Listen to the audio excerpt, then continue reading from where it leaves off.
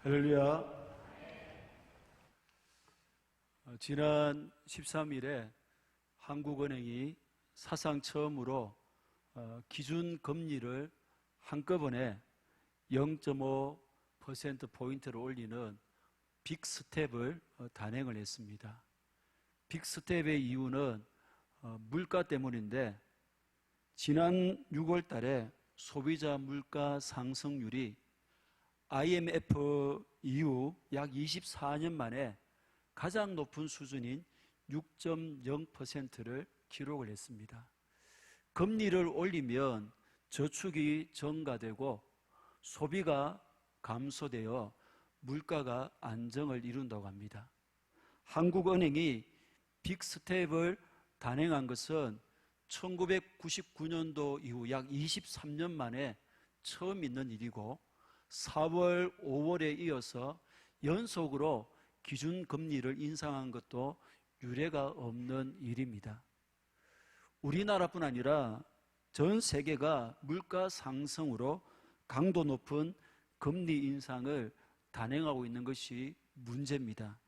캐나다 중앙은행은 13일에 기준금리를 무려 1%포인트를 올리는 울트라 스텝이라고 하는데, 이것을 단행을 했습니다. 1998년도 이후 약 24년 만에 처음으로 1%를 올린 것입니다. 참고로 금리를 0.5% 올리는 것을 빅스텝, 0.75% 올리는 것을 자이언트 스텝, 1% 올리는 것을 울트라 스텝이라 그렇게 부릅니다. 뉴질랜드도 빅스텝을 단행했고, 칠레와 필리핀은 자이언트 스텝을 단행했고, 물가 상승률이 41년 만에 9.1%를 기록하여 충격을 먹은 미국이 울트라 스텝을 단행할 것으로 그렇게 보입니다. 블룸버그에 의하면 올해 39개국이 울트라 스텝을 단행하는 등 세계 각국이 공격적인 긴축 정책에 나선다고 하니까 이 지금 상황이 IMF만큼이나 심각하게 흘러가고 있다는 것입니다. 또 코로나19 유행의 재확산도 심각하죠. 어제는 66일 만에 최다 확진자를 기록했고, 토요일 기준으로 11주 만에 최다 기록입니다. 확진자가 매일 2배씩 늘어나는 더블링이 13일째 계속되고 있으며, 오미크론 변이 중에서도 전파력이 3배나 강한 켄타우로스 확진자가 우리나라에 발생을 하게 됐는데, 이 사람이 최근에 해외여행을 간 적이 없어요. 그러니까 이 켄타우로스가 이 지역사회에 이미 퍼진 것으로 봅니다. 그런가 하면 우크라이나와 러시아의 전쟁이 지금도 계속되고 있고, 유럽 곳곳에서 폭염이 기승을 부리고 있습니다. 스페인은 47도, 포르투갈은 45도, 프랑스도 40도를 넘어서는 등 이상 고온 현상이 나타나고 있습니다. 스위스는 알프스의 빙하를 지키기 위해서 그 빙하를 전부 천으로 다 감싸기도 했습니다. 영국은 폭염 때문에 사상 처음으로 국가 비상사태를 선포를 했습니다. 우리 교회는 어제부터 유치부 여름 성경학교를 시작하여 오늘 마쳤고, 또 내일부터는 중고등부가 3박 4일 동안 제주도에서 수련회를 가지게 됩니다. 지금이 얼마나 어렵고 힘든 시기입니까? 교회 안의 믿음의 가정에서조차 자녀들이 중고등부에 나오지 않는 것이 자연스럽게 당연시 되고 있는 그런 때입니다. 더욱이 복음화율이 가장 낮은 선교지 같은 제주도에서 수련회를 가지니 더 많은 하나님의 역사심과 은혜가 필요할 때인 것입니다. 지난 주간 야고보서 연속 설교를 준비하다가 이런 일련의 사항들을 제 머릿속에 연결되면서 문득 오늘 이 본문의 말씀이 떠올랐습니다. 지금 전 세계적으로 우리나라와 민족이 또 우리 교회 다음 세대들이 이렇게 궁지에 몰려 있는데 지금이야말로 손을 들어야 할 때라는 것이 강하게 확신되었습니다. 오늘 주신 말씀으로 어느 때보다 지금은 손을 들어야 할 때임을 확실히 알고 힘껏 손을 드는 은혜가 있기를 진심으로 축복합니다. 오늘 본문 8절입니다. 시작. 그때 아말렉이 와서 이스라엘과 르비딤에서 싸우니라. 신광야를 출발한 이스라엘 백성들이 르비딤에 도착했는데 물이 없어서 물을 마시지 못해서 모세와 다투었어요. 모세에게 불평불만을 쏟아놓았습니다. 그러자 모세가 하나님께 호소를 하니 하나님께서 호렙산에 있는 반석을 치라 명하셨고 모세가 그대로 하니까 이 반석에서 물이 나왔습니다. 이 일이 있은 후에 이스라엘 민족이 아말렉의 공격을 받게 됩니다. 사실 이스라엘이 홍해를 건넌 후 지금까지 오면서 이스라엘을 괴롭힌 문제는 먹을 것과 마실 것에 대한 것이었습니다. 그것들로 인해서 자기들끼리 자기 안에서 내부적으로 서로 싸우고 갈등했습니다. 그러나 이제는 지금까지와는 전혀 다른 유행의 위험에 처하게 되는데 바로 외부로부터의 공격, 아말렉의 공격입니다. 그러므로 이제 이스라엘은 내부의 갈등을 해소하고 힘을 합쳐서 아말렉과 싸워야 했습니다. 이 전쟁을 통해서 자신들의 적이 내부의 모세도 아니고 더더욱 하나님도 아니라는 사실을 깨닫고 진짜 대적과 싸워야 했던 것입니다. 아말렉 족속은 에스의 손자로 에스는 아내 아다로부터 엘리바스를 낳았고 이 엘리바스는 아내 딥나로부터 아말렉을 낳았습니다. 당시 아말렉 족속은 에돔 사람들에서 떨어져 나와서 시나이 반도에 거주하는 그런 유목생활, 유랑생활을 했습니다. 특별한 산업이 없었기 때문에 아라비아 사막을 횡단하던 대상들, 즉 상인들을 습격해서 그들의 재산을 약탈하는 그런 일을 했던 것입니다. 이스라엘 민족에게 사실상 이번 전쟁은 첫 번째 전쟁입니다.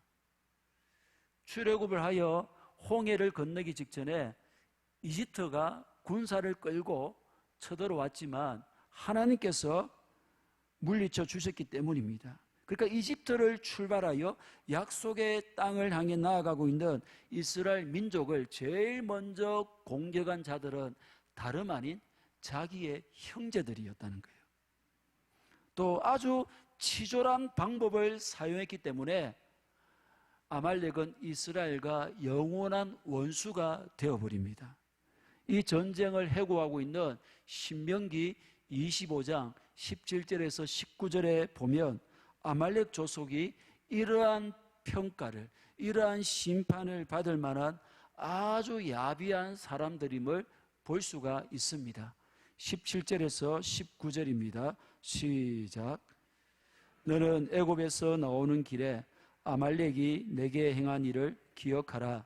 곧 그들이 너를 길에서 만나 내가 피곤할 때에 내 뒤에 떨어진 약한 자들을 쳤고 하나님을 두려워하지 아니하였느니라. 그러므로 내 하나님 여호와께서 내게 기업으로 주어 차지하게 하시는 땅에서 내 하나님 여호와께서 사방에 있는 모든 적군으로부터 내게 안식을 주실 때에 너는 천하에서 아말렉에 대한 기억을 지워버리라. 너는 잊지 말지니라. 아멘. 아말렉은 오랜 행진으로 지칠 대로 지쳐있는 이스라엘의 행렬, 그것도 힘없는 여자와 노인들이 속한 그 뒷부분의 행렬을 쳤다는 것입니다. 출애굽 이후에 이스라엘이 지나온 거주 지역의 주민들은 이스라엘과 여호와 하나님에 대한 소문을 듣고 감히 공격할 엄두도 내지 못했는데 이 아말렉이 이스라엘을 공격했다는 것은 하나님을 두려워하지 않는, 하나님을 무시하는 교만이었다는 겁니다. 이후 아말렉 족속은 이스라엘이 정복할 가나안 땅에서도 살게 되는데, 특히 사울 왕은 아말렉을 끝장낼 수 있었습니다.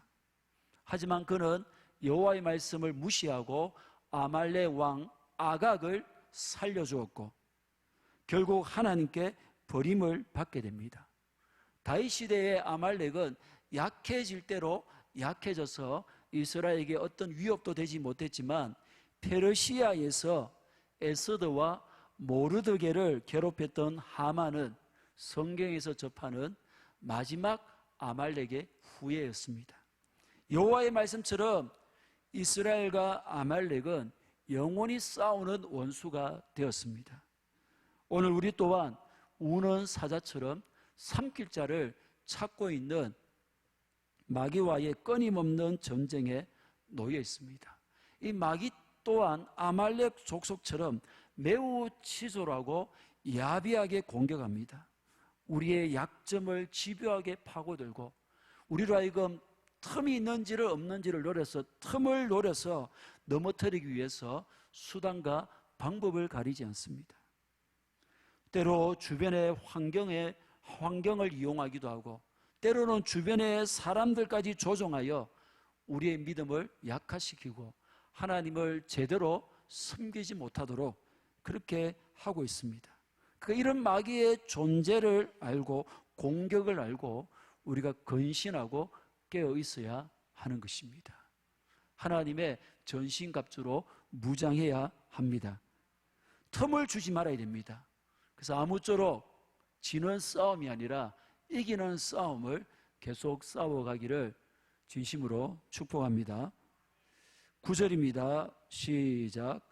모세가 여호수아에게 이르되 우리를 위하여 사람들을 택하여 나가서 아말렉과 싸우라. 내일 내가 하나님의 지팡이를 손에 잡고 산 꼭대기에 서리라. 아멘. 여호수아가 성경에서 처음으로 모습을 드러냅니다. 그를 향한 특별한 소개가 없는 것으로 보아서 이스라엘 백성들에게 익히 널리 알려진 인물로 보입니다.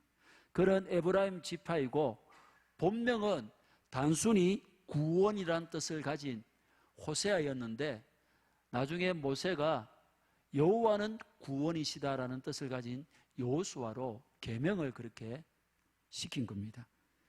이스라엘이 처음 치르게 된 전쟁에서 여호수아가 군사를 선발해서 전장에 나가 싸우게 됩니다.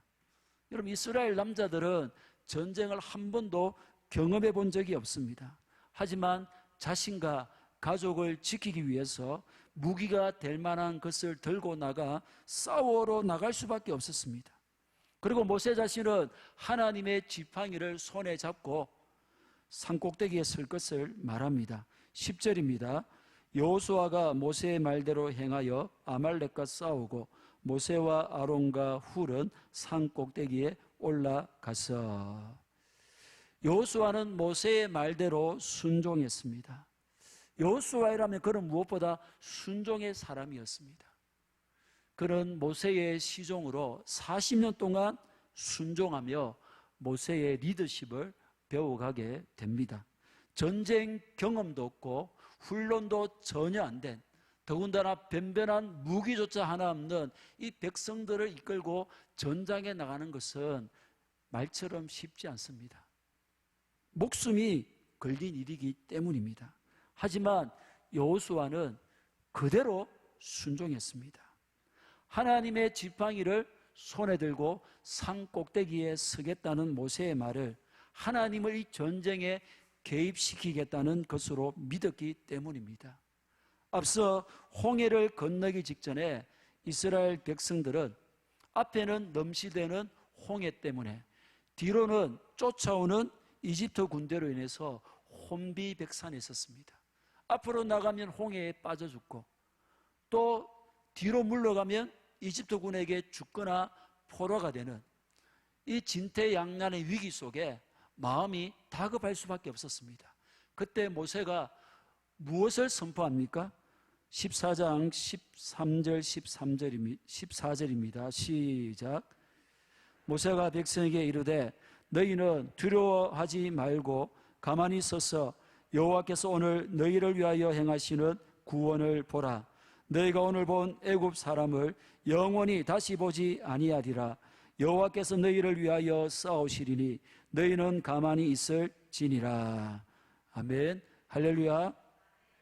가연 모세의 선포처럼 여호와께서 앞장서셔서 이스라엘을 대신하여 싸워주셨습니다. 뿐만 아니라 홍해를 가르시고 마른 땅으로 건너게 하셨습니다. 그리고 좀 전에도 물이 없어 불평하던 이스라엘 백성들을 위해 반석에서 물을 내어 마시게 했습니다.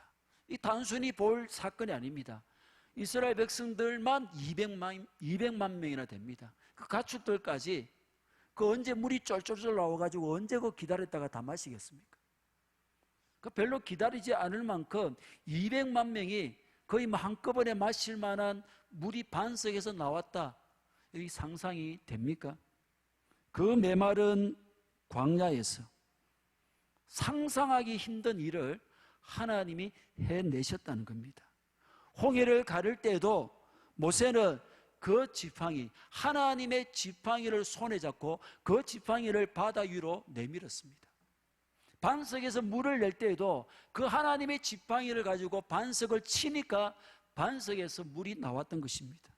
바로 그 하나님의 지팡이를 손에 들고 모세는 높은 산에 올라갔다는 것입니다. 그러니 이번에도 하나님께서 동일하게 역사하실 것을 믿었기 때문에 전쟁 준비가 전혀 되지 않는 이 백성들을 이끌고 여호수아는 모세의 말에 순종해서 전쟁터에 나아갔던 것입니다. 사랑하는 여러분, 믿으면 순종하게 됩니다. 믿음이 없으면 순종도 없습니다. 믿음과 순종은 함께 한다는 거예요. 사울왕이 하나님의 말씀과 달리 왜 아말렉 왕 아각을 살려주고 많은 소떼와 양떼를 진멸하지 않고 남겨두었습니까? 하나님을 믿지 못하니 백성들의 눈을 두려워해서 그렇게 했던 것입니다. 그렇기에 불순종은 사무엘의 사울왕에게 선포하죠. 불순종은 점치는 죄와 같고 우상 숭배의 죄와 같다. 여러분, 불순종, 말씀에 순종하지 않는 것은 어떤 죄냐? 점치는 죄. 하나님 정말 가증하게 여기시는 점치는 죄, 우상 숭배 죄와 동일한 거예요. 불순종은 여호와의 말씀을 버린 것입니다. 결국 사울이 버림받았죠. 불순종은 여호와께 버림받는 무서운 죄악인 거예요. 그러므로 여호와를 믿음으로 어떤 말씀에도 우선적으로 순종하는 우리 모두가 되기를 진심으로 축복합니다.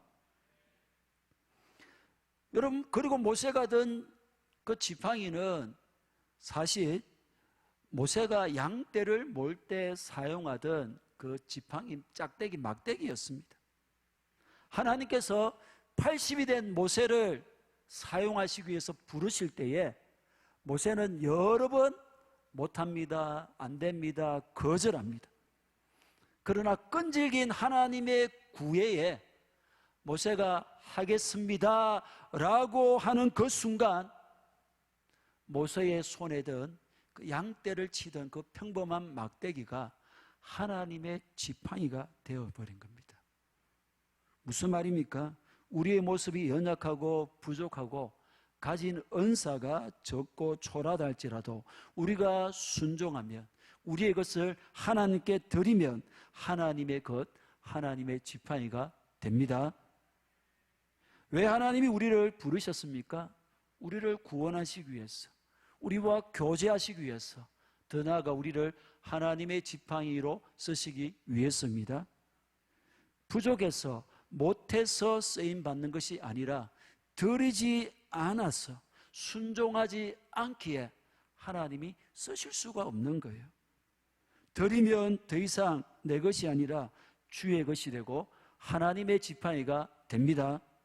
홍해를 가르고 반석을 쳐서 물을 내는 그 능력의 지팡이가 되는 것입니다. 그러므로 더 이상 내 것으로 움켜쥐지 말고 내 지팡이로 붙들지 말고 주께 드림으로 주의 것으로 주의 지팡이로 우리의 모든 것이 능력 있게 쓰임 받기를 진심으로 축복합니다. 11절입니다.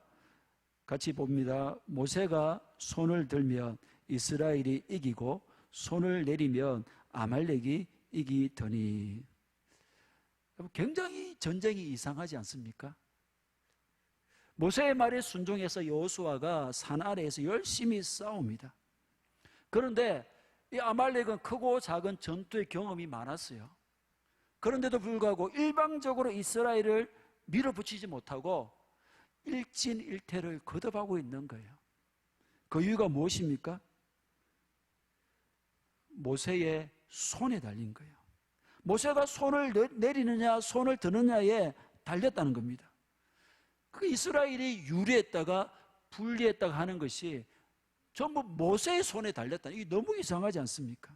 모세의 손이 올라가면 이스라엘이 뭐 엄매 기죽이 하는지 모르겠지만 엄매 기사를 하는지 모르겠지만 이스라엘 군대가 이기고, 모세가 또 손이 아파서 내리면은 아말렉이 아주 힘있게 이스라엘을 몰아붙였다는 거예요.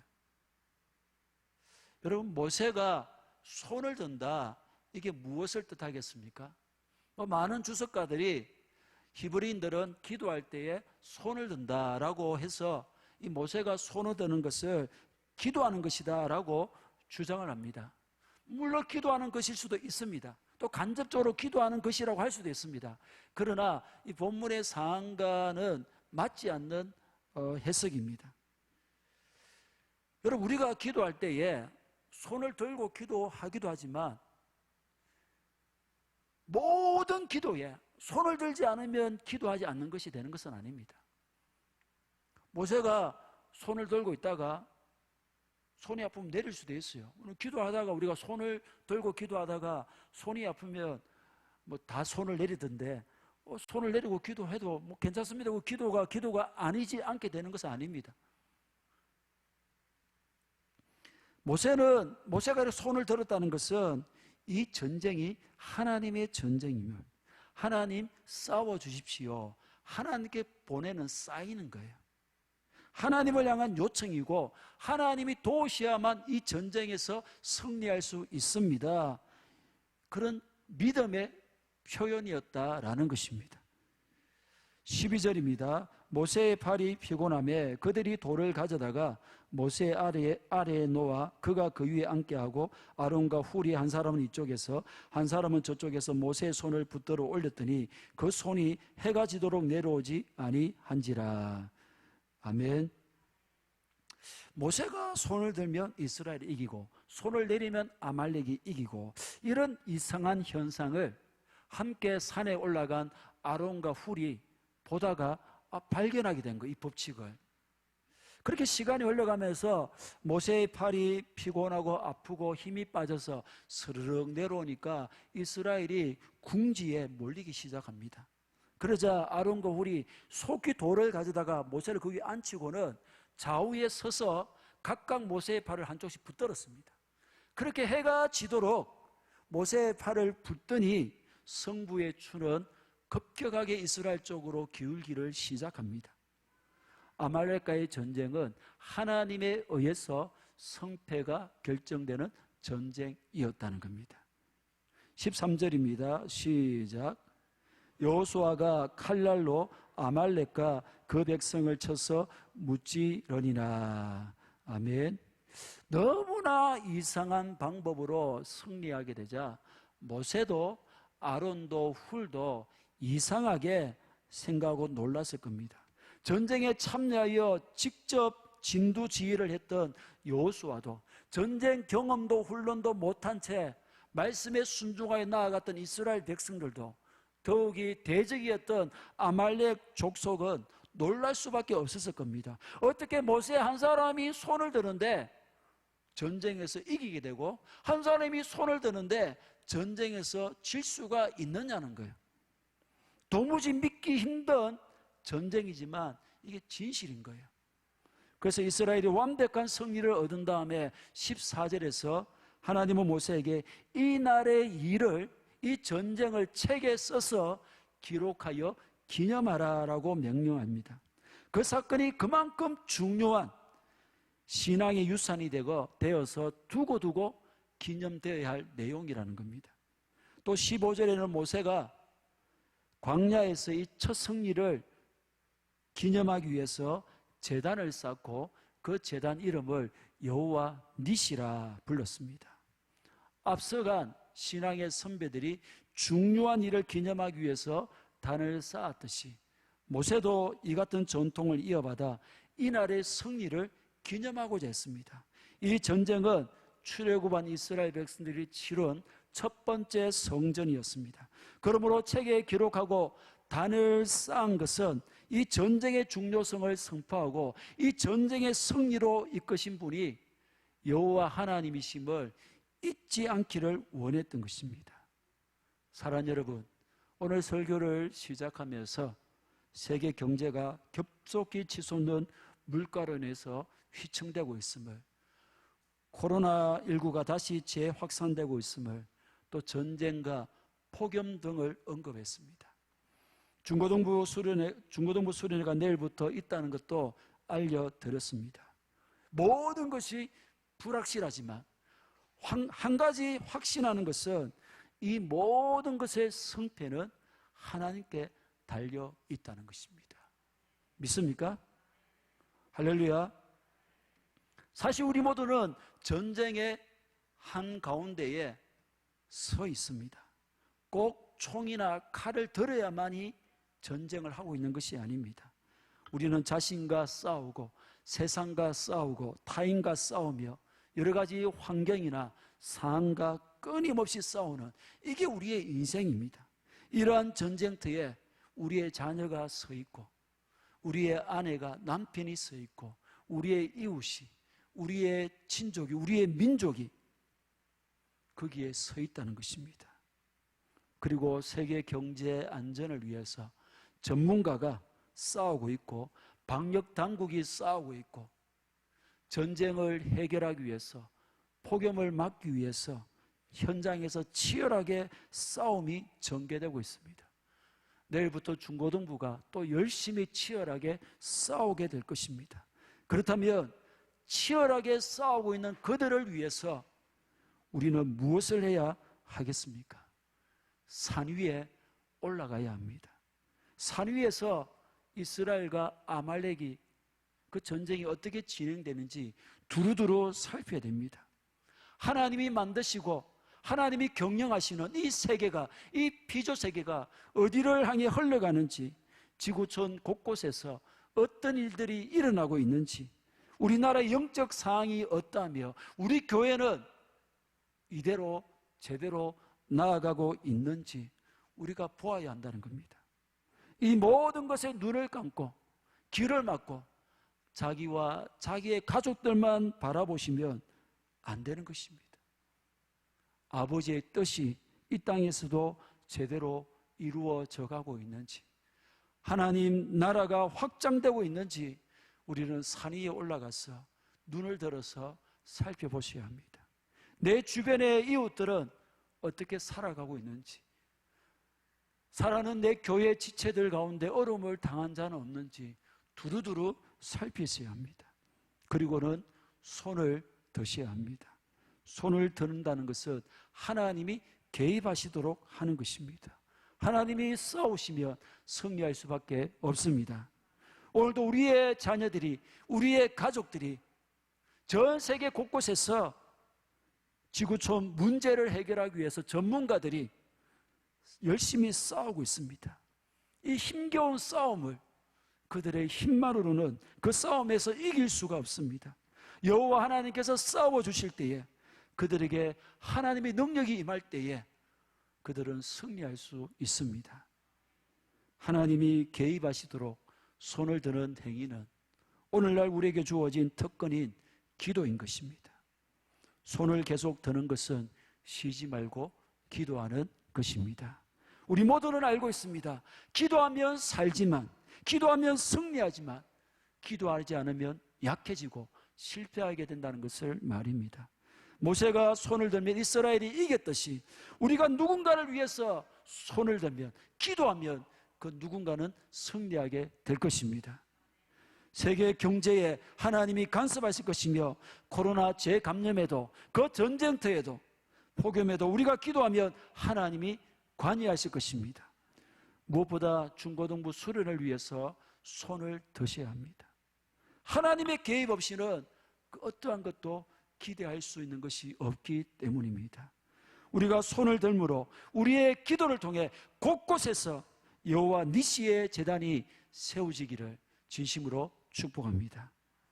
사랑하는 여러분, 우리의 앞길에 항상 아말렉 족속 같은 비열하고 치졸한 마귀의 공격이 있습니다. 틈을 노리고 약점을 노리고 주변의 환경이나 사람들까지 이용하여 줄기차게 공격합니다. 그러나 우리가 순종할 때에, 우리의 것을 주께 드릴 때에 우리의 것은 하나님의 것, 하나님의 지팡이가 됩니다.